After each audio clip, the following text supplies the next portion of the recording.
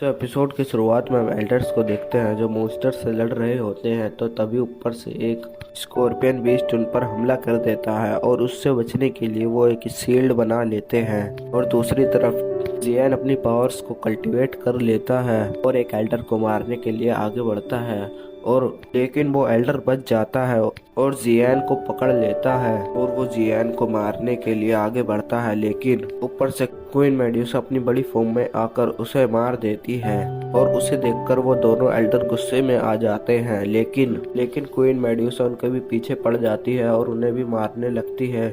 और दूसरी तरफ जियान कमजोर पड़ने लगता है, लेकिन उसे वो सारी बातें याद आने लगती हैं। उसकी वजह से वो फिर से अपनी फॉर्मेशन में आ जाता है और ऊपर से स्काई यूनिट आ जाती है। उसे देखकर जियान दूर भागने लगता है और फिर वो उड़कर उनसे दूर भागने की कोशिश करता है।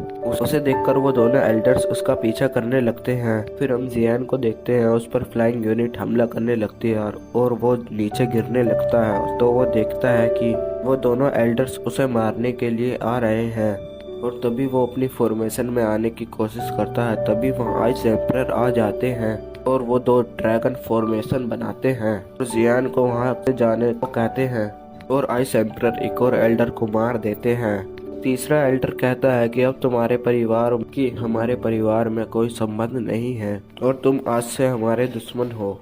और वो सब लड़ने लगते हैं। फिर सीन चेंज होता है, इंसेक्ट के लोग पीछे पड़ने लगते हैं तो जियान उन्हें मारने के लिए पीछे मुड़ता है। तभी मिस फी आकर उसका हाथ पकड़ लेती है और कहती है कि डरो मत, और उनके सेक्ट के लोग उन्हें मार देते हैं। और मिस फी जियान को वारक्राफ्ट माउंटेन का मैप देती है और कहती है कि तुम जल्दी से यहाँ से निकल जाओ। और मिस फी पुरानी बातें याद करने लगती है और जियान उसके गले मिलता है और वहाँ से चला जाता है। और फिर सीन चेंज होता है, जियान वहाँ से दूर जा रहा होता है। तभी वहाँ यूजी आती है और यूजी को देखकर जियान अपनी तलवार निकालता है और यूजी कहती है कि तुम ठीक तो हो। तो जियान कहता है कि तुम्हारा शुक्रिया, तो यहाँ मैं मरने ही वाला हूँ। तो यूजी कहती है कि मुझे मजबूर किया गया है तुम्हें मारने के लिए, मैं तुम्हें मारना नहीं चाहती हूँ।